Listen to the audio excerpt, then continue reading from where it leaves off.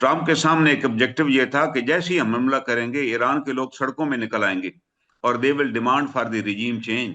Kurd हमला कर देंगे और उसके बाद फिर जो सफारत खाने हैं, उनके जो सफीर हैं, उनके बारे में उसने कह दिया था कि हम we will give them political asylum. तो एक भी सफारतकार ने उनसे पनाह ना मांगी, न ही कुर्द एक्टिवेट हुए और न ही रिजीम चेंज हुई।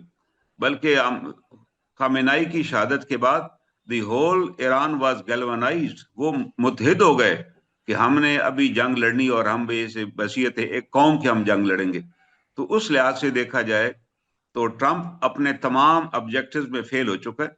और जब उसने देख लिया कि मैं जंग जीत ही नहीं सकता, इतने हमलों के बावजूद भी नहीं जीत सकता, और Iran is repelling the attacks, not only repelling, उसने इसराइल का कबाड़ा कर दिया और उन तमाम बेसिस को उसने निशाना बनाया जहां से ईरान पर अटैक हो रहा था।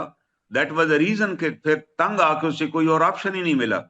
Then he requested to the field marshal, CDS से बात की कि आप आए और मुझे मेरे मुज़ाकरात इनके साथ शुरू कराएं। क्योंकि ट्रंप ने पहले तो ये एक बड़क लगाई कि जनाब मैंने 15 नकात भेज दी और हमारे मुज़ाकरात शुरू हो गए हैं।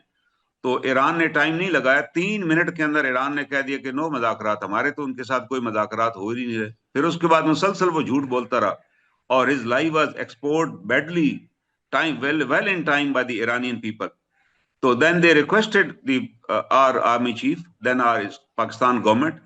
So this was the reason then Pakistan came in, और Pakistan played very vital role, जिसकी वजह थी कि ईरानियन प्रेसिडेंट ने पाकिस्तान का शुक्रिया अदा किया, ईरान के वजीर खारजा ने पाकिस्तान का शुक्रिया अदा किया, और उससे पहले भी अमेरिका ईरान जंग के अंदर ईरान की पार्लियामेंट में first time in the history of Iran करारदाद तशक्कर पास की पाकिस्तान के हक में कि पाकिस्तान ने एक पड़ोसी मुल्क और इस्लामी मुल्क होने का अपना हक अदा किया।